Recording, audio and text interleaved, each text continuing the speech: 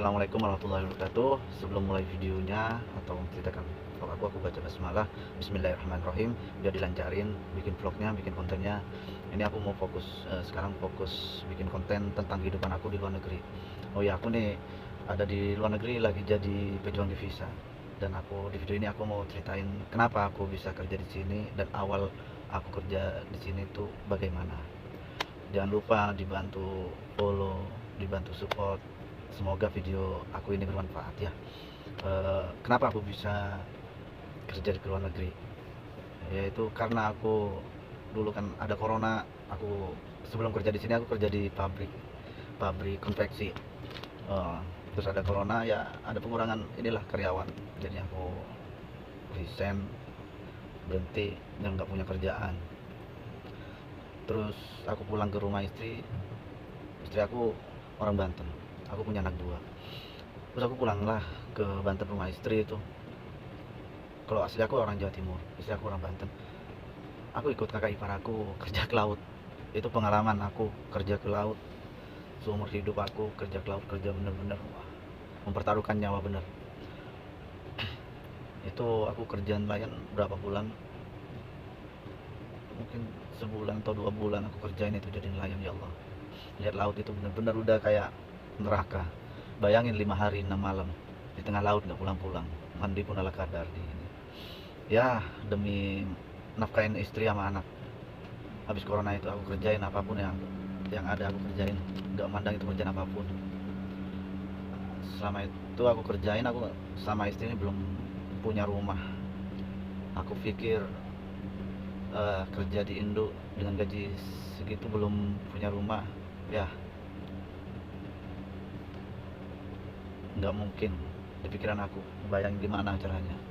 Udah punya pikiran itu masih punya anak 1 itu. Terus kebetulan istri aku hamil 8 bulan gak salah. Ya udah aku terus hijrah ke Jawa Timur, pulang ke kampung aku, pulang ke orang tua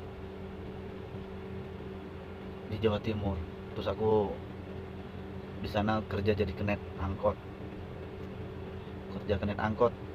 Ya penghasilan sehari 20.000, 15.000. Itu juga pun rumah nggak ada, ngampung sama orang tua. Terus ada saudara sepupu suami, istrinya itu sepupu aku. Terus suaminya itu ngajak aku kerja di Joksadel. Dia itu gonta-ganti servis kulit Joksadel itu. Aku belajar di situ, alhamdulillah dikasih sama dia, dibantuin sama dia.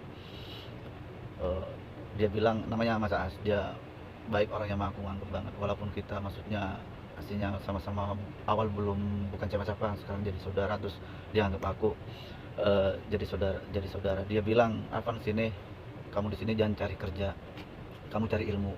Mas nggak bisa bantu banyak, cuman bisa ngasih ilmu. Aslinya memang digaji mah dia baik, memang baik. Aku nggak lupa kebaikan dia. Aku doain dia selalu, Mas Aas sama keluarganya, semoga panjang umur dan murah rezeki. Turun ke anak-anaknya kebaikannya. Habis gitu ya berselang waktu, istri juga buka warung, punya saudara sepupu juga belajar tahu kocek. Kalau bahasa Madura tahu kocek, kalau di Indo ini tuh eh, tahu gerus. Ya tahu gerus, bukalah di situ, puasa di situ, bulan Ramadan di situ. Terus istri ya mungkin nggak betah. Ya udah, gimana istri enaknya mau kemana, ayo. Dia bilang udah pengen pulang Banten, nggak betah di Jawa Timur, mungkin belum bisa adaptasi. Nggak apa-apa lah, sebagai suami aku mah ikutin dia supaya dia senang. Ya aku lahiran anak kedua pun di Jawa Timur, anak kedua cowok lagi. Yang pertama cowok, yang kedua cowok juga. Ya singkat cerita, istri nggak betah, ya udah pulang. Istri bawa ilmu itu, warung tahu kocek punya modal, buka di Banten juga. Rumah pun belum ada, aku rumah belum ada di Banten pun, numpang sama kakak ipar juga pun baik dia. Kakak iparnya ya, saudaranya istri aku ditempatin di situ semenjak aku masih kerja di Tangerang itu. Ya apapun aku kerjain. Habis itu ya udah pulang, aku pamit sama orang tua, sama itu saat semua saudara-saudaraku, aku pamit, aku mau ke Banten pulang. Ya udah diizinin ke Banten, istri buka warung kecil-kecilan. Terus aku kembali lagi buat kerja ke laut. Kerja ke laut. Perjalanan aku bener-bener inilah yang dirasain orang tua aku juga, sekarang masih belum banggain orang tua aku.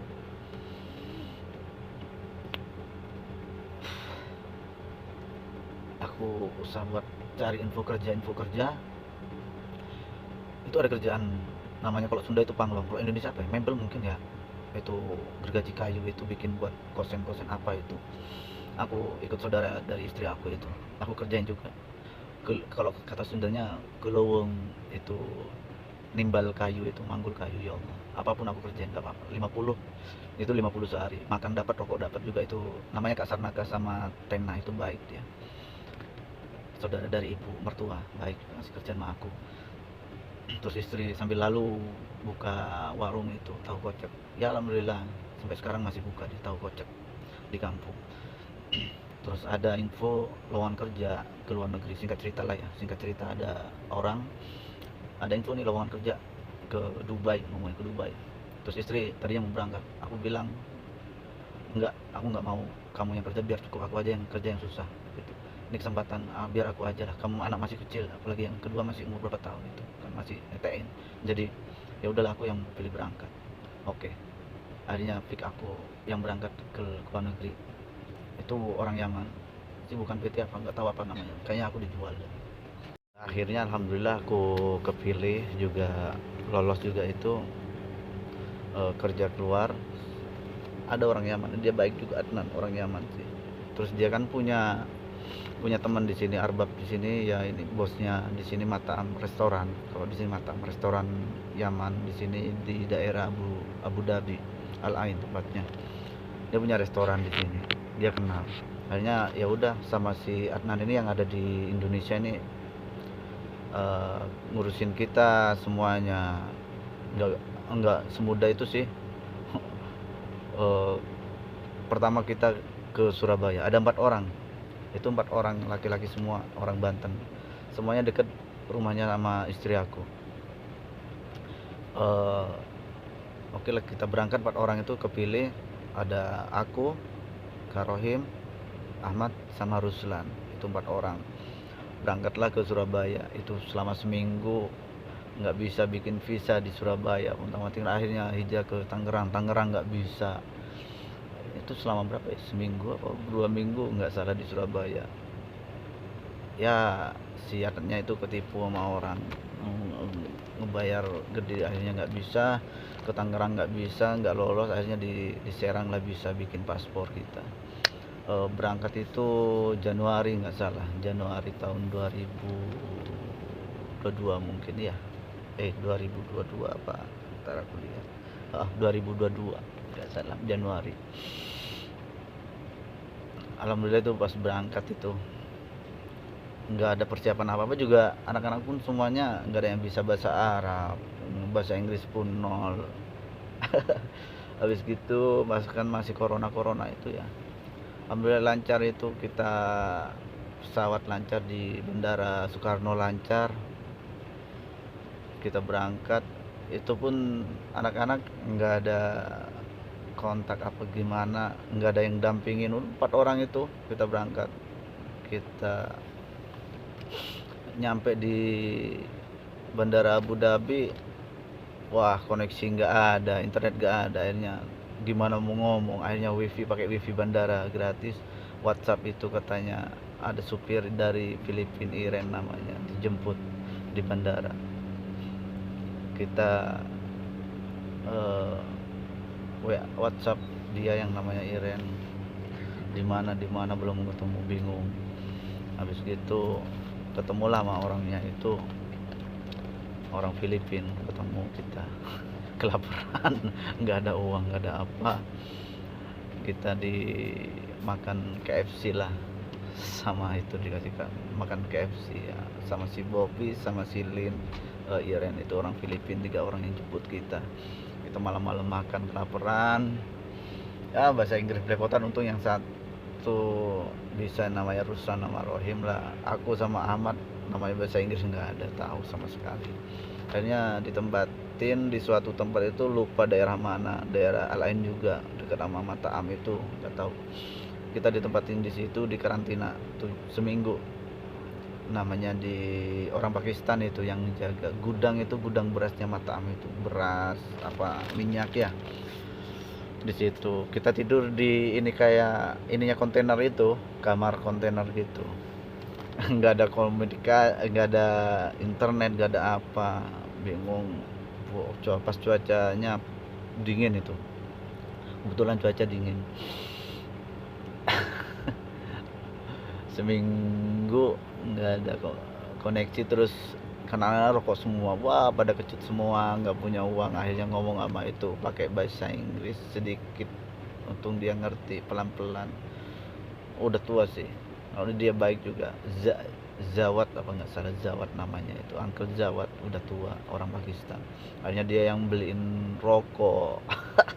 Habis gitu makan pun nunggu sampai jam 12 malam, jam 12 siang makan baru datang.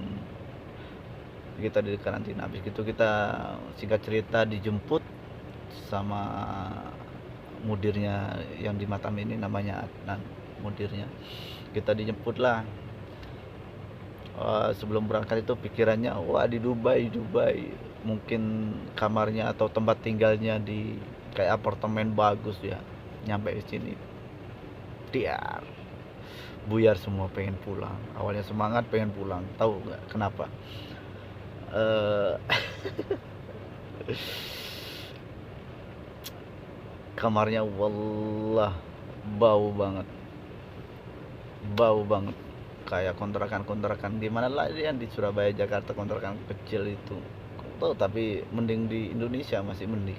Di sini orang Bangladesh, orang Sudani, orang Misri campur, orang India, baunya. Ya udahlah, mau gimana, udah nyampe di sini. Itulah, kita bulan 2 baru kerja itu. Nggak salah bulan 2 kita kerja. Dari Januari berangkat itu tanggal belasan, baru kerja itu di bulan 2 Februari nggak salah. Januari, Februari, ya Februari baru kerja itu. Kita nggak tahu bahasa pun, bismillah aja. Bahasa Inggris aja belepotan. Diketawain aja sama teman-teman yang di sini awal mah. Ya singkat cerita, kita otodidak lah belajar bahasa Arab di sini. Alhamdulillah bisa sedikit-sedikit sekarang. Aku udah sekarang nih udah mau hampir 2 tahun. 2 tahun di sini. Alhamdulillah sekarang mah udah ada hasil ya, kebeli rumah walaupun kecil, punya kakak ipar aku beli. Alhamdulillah, tapi itu cicil, masih belum lunas. Makanya ini bukan betah sih kerja, tapi butuh, masih nambah lagi kontrak 2 tahun demi istri, anak juga pengen nanti orang tua. Semoga kecapai aja, semoga di sini dapat hasil walaupun jauh dari anak-anak. Masa pertumbuhan anak pun aku nggak bisa sama-sama bareng-bareng, kasihan. Yang gimana, bismillah aja lah. Semoga dilancarin rezekinya anak-anak di sana, sama istri, sama orang tua, mertua juga, semuanya sehat-sehat, keluarga yang di Indo. Di sini aku juga pun semoga sehat-sehat. Ya gitulah singkat cerita tentang aku kerja ke luar negeri, kenapa dan bagaimana. Tadi aku udah cerita sedikit ya, dipersingkat. Kalau diceritain semua mungkin waktunya terlalu banyak, mungkin ya pokok-pokok intinya lah aku ceritain di sini. Semoga ini juga bermanfaat videonya ya, vlognya juga bermanfaat buat kalian. Tolong support ya, bantu. Nanti aku akan next video, aku insyaallah mau ngerekord, mau bikin video tentang suasana di negeri Arab ini, di Imarat, tepatnya di Abu Dhabi Al Ain. Aku akan bagi-bagi cerita di sini. Jangan bosan buat nonton video, saling support ya kawan ya. Aku juga di sini berjuang juga buat anak istri. Semoga sukses, doainnya ya. Buat kalian semua juga sama-sama yang bikin video, yakni aku, terus yang nonton videonya juga, sama-sama panjangkan umur, murah rezeki, diselamatkan dunia akhirat. Jangan patah semangat, jangan nyerah. Allah kasih kita cobaan di luar, nggak mungkin di luar kemampuan kita. Pasti kita mampu buat ngadepin semua cobaan. Semua orang pun pasti ada masalah, ada ini, tapi ada tingkat-tingkatnya. Kemampuan apa yang Allah beri itu kemampuan kita, batas kemampuan kita, di bawah batas kemampuan kita insya Allah mampu. Jangan nyerah. Aku di sini pun bener-bener bukan enak kerja di luar negeri. Lebih milih kalau seumpama aku udah ada rumah, lebih milih aku lebih baik kerja di negeri sendiri, di Indonesia. Apapun itu aku kerjain, yang penting ada rumah. Ini kebetulan aku masih belum ada rumah. Aku pengen nyenengin anak-anak aku biar ada tempat tinggal sama istri aku. Terus insya Allah doain ya buat orang tua aku juga. Ya sekian gitu. Next time aku akan bikin video apa lagi. Aku akan berbagi cerita lah buat kalian, gimana kerja di sini, keadaan di sini, makanan di sini kayak gimana. Aku akan next time akan berbagi buat kalian. Stay terus di video aku, jangan lupa di follow, di share, oke, di komen, oke. Maaf kalau ada salah kata. Aku di sini belajar ngevlog, belajar bikin konten. Tolong bimbingannya buat senior dan kritikannya, sarannya, dan doanya, saling doain, oke. Ya Allah. Assalamualaikum warahmatullahi wabarakatuh. Makasih banyak.